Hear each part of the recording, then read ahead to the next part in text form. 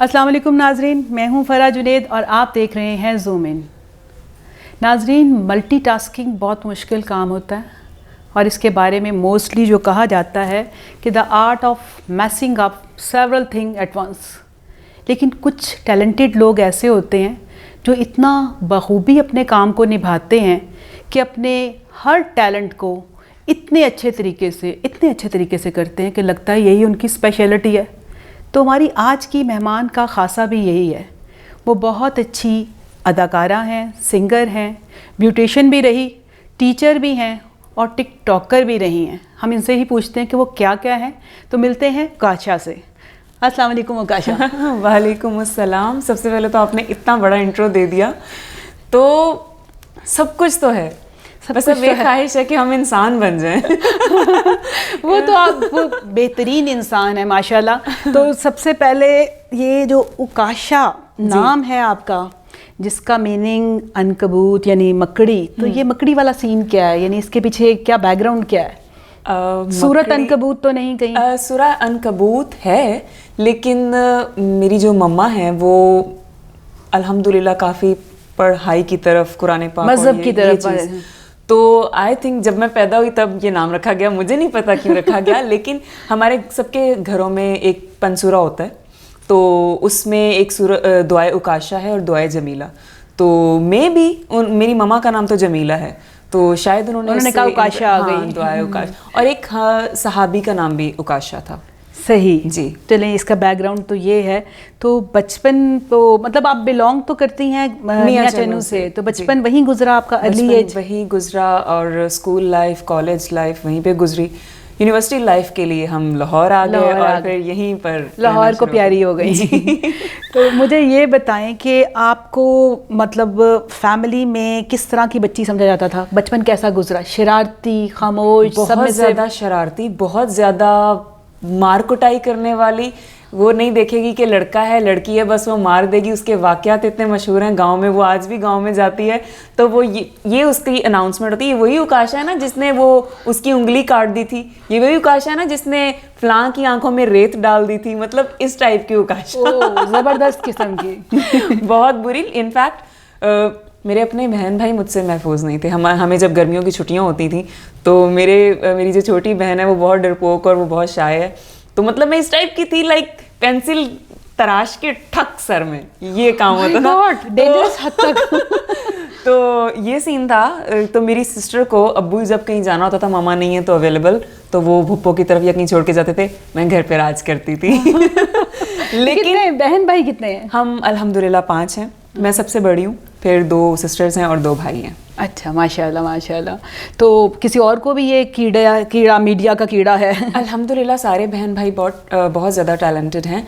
जो छोटी सिस्टर है वो पढ़ाई के हिसाब से बहुत अच्छी है और उसे पढ़ने का बहुत शौक़ है।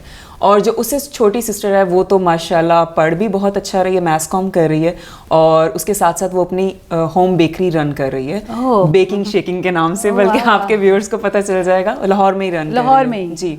और अल्हम्दुलिल्लाह बहुत अच्छा काम कर रही है, बहुत खूबसूरत और फिनिशिंग और हर चीज़ कमाल। और जो उससे छोटा भाई है वो यूनिवर्सिटी में अब जा रहा है इंशाल्लाह।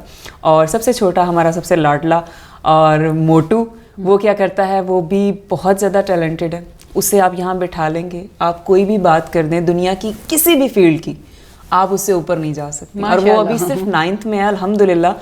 लेकिन हम जब घर में कोई बात करते हैं तो इनफैक्ट मैं अब आजकल मैं जिस प्लेटफॉर्म पे हूँ तो इसके लिए तो आपको हर चीज़ का पता होना ज़रूरी है। तो मैं उसको कह रही हूँ मुझे बताओ मैं कौन सी जगहों पे जाऊँ, कौन सी साइट्स चेक करूँ, मुझे हर इन्फॉर्मेशन आ जाए। नाम लेने की देर है, वो सारी डिटेल्स निकाल देगा। मतलब कौन स्पोर्ट्समैन, कौन सिंगर, हर चीज़ का पता है उसे अल्हम्दुलिल्लाह। सही। तो यानी आपका असर है। सारी फैमिली अल्हम्दुलिल्लाह, अल्लाह ताला की बहुत ज़्यादा रहमत है। जितना भी मैं शुक्र अदा करूँ तो कम है। और मेरा ये है कि मुझे हमेशा से शौक़ था, स्कूल में भी मैं कॉन्फिडेंट रही, नात ख़्वानी करनी, डिबेट्स करनी, कैलीग्राफी, हर चीज़ में। और शुरू से एक चीज़ थी कि विन करना है, कुछ भी हो जाए पोजीशन आनी चाहिए। आहिस्ता आहिस्ता करते कराते फिर पेरेंट्स को भी पता था कि मैं पढ़ाई से भागने वाले बच्चों में से, लेकिन मैंने पढ़ाई अपनी पूरी की है। फिर अब ये मीडिया और ये सब कुछ मुझे खुद नहीं पता था, मैं गा भी लूँगी, मैं एक्टिंग भी कर लूँगी, सब कुछ कर लूँगी बस। सही। तो ये जो आपका जर्नी मतलब टिल खबर यार तक थी, ये कैसे कहाँ से पहुँची, कैसे हाथ आई बाबा के? ये इस तरह से हुआ कि स्टार्टिंग जो मैं on screen first time I वो 2013 में ARY पे एक रियलिटी शो हुआ था, पाकिस्तान नेक्स्ट मेगा स्टार के नाम से। तब मैं यूनिवर्सिटी में थी, तो लाहौर में ऑडिशंस हुए, तो आई हैड बीन सिलेक्टेड। उसके बाद फिर मुझे कराची जाना पड़ा और पूरे मतलब हो गया कि ये क्या सीन है, ऐसे नहीं होना चाहिए, ये क्या टीवी पे अब आएंगे, ये होगा। लेकिन ना मेरा दिल कह रहा था मैं ये शो विन कर लूँगी, और मैं यही सोच के गई थी मैंने विन करना है, और अल्हम्दुलिल्लाह मैंने वो शो विन किया with prize money, trophy and all that. तो उसमें सिंगिंग भी की, उसमें एक्टिंग भी की, उसमें कॉमेडी भी की, उसमें डांस भी किया, उसमें होस्टिंग भी की, उसमें सारे स्टेजेस कवर किए मैंने। वहाँ से बहुत कॉन्फिडेंस मिला, वो टीम भी बहुत अच्छी थी। फिर मैं यहाँ वापस आई, तो अब चूँकि स्टडीज़ भी चल रही थी, ट्यूशन्स मुझे टीचिंग और ये सब कुछ करते हुए तकरीबन 8-9 साल हो गए। अब वो मैं छोड़ना नहीं चाह रही थी, क्योंकि सब बच्चों का मेरे साथ इस तरह का ताल्लुक बन गया था। मुझे पढ़ाना बहुत बुरा लगता था और मुझे बच्चे बहुत बुरे लगते थे। लेकिन जब मैं इस फील्ड में आई, मैंने देखा बच्चों को तो मैं 1 सेकंड में टैकल कर लेती हूँ। ऐसे ऐसे बच्चे जो मतलब किसी के हाथ में नहीं आ सकते, अल्हम्दुलिल्लाह कि मैं उनको टैकल कर लेती थी। तो अब पढ़ाना भी है, सब कुछ करना है। तो फिर आहिस्ता आहिस्ता पता चला कि आवाज़ लोगों ने मतलब बता दिया कि आपकी आवाज़ अच्छी है। सीखा नहीं, मैं अभी वॉइस ओवर्स की बात कर रही हूँ, जो अनाउंसमेंट्स होती हैं, देखिए प्रोग्राम ज़ूम इन। फिर वॉइस ओवर्स करती CTV से फिल्मैक्स से फिल्मेजिया, उसके बाद आप न्यूज़, और आप न्यूज़ पे आई हूँ। तो पहले यहाँ वॉइस ओवर्स कर रही थी, फिर इसी तरह 1-2 जानने वालों ने एक प्रोग्राम हमारा शुरू हुआ था, लग पता जाएगा, उसमें आ गई वसी शाह के साथ हम कर रहे थे। कोरोना आ गया बीच में, कोरोना के बाद फिर जी मुझे खबर यार के लिए कॉल आई, और यहाँ आके मुझे नहीं लगा मैं कोई प्रोफेशनली काम कर रही, मैं हर जगह यही कहती हूँ, फैमिली की तरह बिल्कुल। और सबसे बड़ी बात कि मैं इसको टीवी नहीं लेती, यहाँ पे ज़्यादा करने की बजाय ना ये लर्निंग पॉइंट है हमारा, और मैं यहाँ से बहुत सीखती हूँ। यहाँ पे मैं मतलब मैं ये नहीं कहूँगी कि मैं कोई जॉब कर रही हूँ, बल्कि मैं यहाँ से पढ़ रही हूँ चीज़ें। मेरे लिए एक किस्म की ये पढ़ाई का वो जो है ना मरहला चल रहा है। तो यहाँ पे शुरू में 1-2 वाक़यात भी हुए जिससे मैं डांटे तो नहीं पड़ी बाबा पढ़ी मतलब, लेकिन वो मुझे ये नहीं, मैंने उसको गलत परसेप्ट कर लिया कि ये शायद इसलिए। अब सीन क्या हुआ कि मैं बैठी हुई थी और मैंने कुछ बोला ना, तो आफ्ताब सर ने ना बहुत बुरी तरह से मतलब झिड़क दिया अंदर से। तो मैं गुस्से की, मैंने कहा मैंने आज तक किसी की बात नहीं सुनी, मैं क्या करूं अब यहाँ पे। चलो कोई बात नहीं, थोड़ा बर्दाश्त कर लो, अब आज का दिन है, प्लान कर लिया था, छोड़ देना सब कुछ, नहीं बर्दाश्त की मतलब प्यार से भी जब एक बात की जा सकती तो गुस्सा क्यों। फिर सबने समझाया कि यार अभी चलो तो सही, अभी तो पहला महीना, चलो। अच्छा, आहिस्ता आहिस्ता पता चला कि वो जो एक झिड़क होती है ना, झड़क है या झिड़क है ये अब तो ये तलफ़ुज़ का भी इशू होना शुरू हो गया यहाँ पे आके। तो एक जो दबका है ना, उसके बाद जो बाद में 10 दुआएं और वो क्या कहते हैं एप्रिसिएशन और प्यार और सब कुछ। फिर पता चला कि पेरेंट्स भी तो डांटते हैं, तो ये हमारे पेरेंट्स की जगह है। वे ऑफ थिंकिंग चेंज हो गया। हाँ, चेंज हो गया। फिर पता था कि मतलब एक बंदा वो डांट रहा है, उसको तो बेचारे को याद भी नहीं होता कि मैंने इसको इतना बुरा डांटा। हम ज़हन में बिठा के बैठ जाते हैं, इस बंदे ने मुझे डांटा था इतना ज़्यादा। वो बाद में इतना प्यार और इतनी अप्रिसिएशन, और मतलब आप एक ही अच्छी चीज़ कर देंगे ना एक दिन में, उसके बाद जो आपको वो अप्रिशिएट करते हैं, ऐसे लगता है हम पता नहीं सबसे ऊपर हो गए। और फिर ख्याल रखते हैं बहुत ज़्यादा, अपने बच्चों की तरह ख्याल रखते हैं। वो तो समझते ही नहीं है कि वो हमसे काम ले रहे हैं, वो अपने बच्चों की तरह चलते हैं। और मैं तो बहुत खुश हूँ यहाँ इस टीम के साथ। और बाकी ये कि इस टीम का हर बंदा मुझे बहुत अच्छा लगा। किसी इंसान में मैंने ये चीज़ नहीं देखी कि आपकी केमिस्ट्री सारों के साथ बड़ी अच्छी है। सबके साथ, क्योंकि दूसरे भी अच्छे हैं। मैं यहाँ ये नहीं कहूँगी कि मैं अच्छी हूँ तो हुए, दूसरे भी बहुत अच्छे हैं। बोथ साइड अच्छा चल रहा है, बहुत अच्छा है। तो आप गाना इतना अच्छा गाती हो, इतनी हाई पिच पे गाती हो, तो किससे सीखा? किसी से भी नहीं है? ये क्या बात हुई, मतलब किसी से सीखे बगैर इतना अच्छा गाती हो? अगर सीख लेती तो शायद बहुत अच्छी सिंगर तो कमाल करती, बहुत अच्छी सिंगर होती। अभी ये सिर्फ शौकिया गा के, और जो गाना पसंद आया उसको बहुत दफ़ा सुनना शुरू कर दिया, उसके साथ प्रैक्टिस शुरू कर दी और वो सीख लिया। अभी तक ये करती हूँ। सही। तो मैं तो बहुत फटा ढोल थी तकरीबन 5-6 साल पहले। मुझे तो ये नहीं, मतलब वो जैसे आजकल जब ऐसे होता है ना तो मैं हंसती हूँ, यार ये भी मैं इसी मतलब स्टेज पे थी। मतलब म्यूजिशियन अपना एक म्यूजिक बजा रहा है, ठीक है, लेकिन मैंने अपने में ही गाना जो मैंने याद किया हुआ है, मैंने उसके हिसाब से अपना स्केल चेंज नहीं करना, मुझे सेंस ही नहीं थी।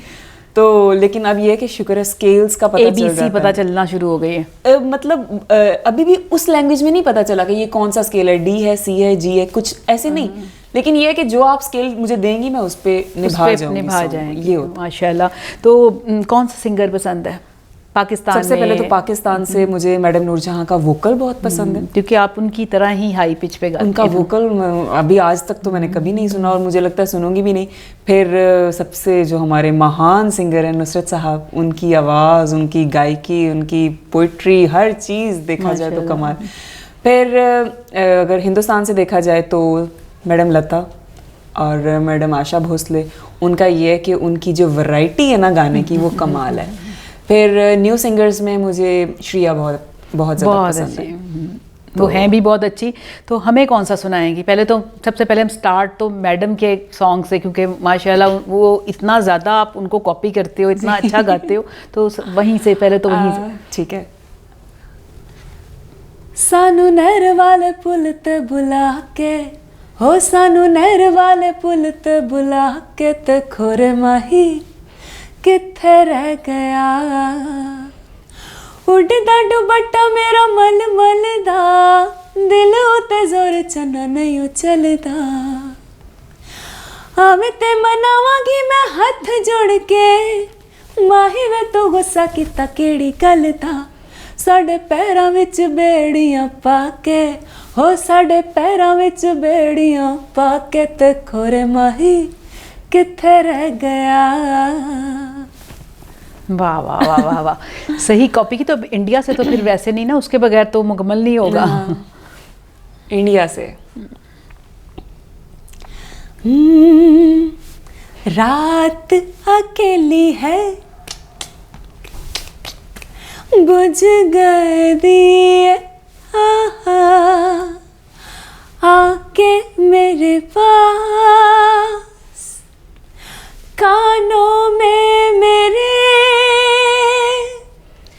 जो भी चाहे कहिए, जो भी चाहे कहिए, रात अकेली है,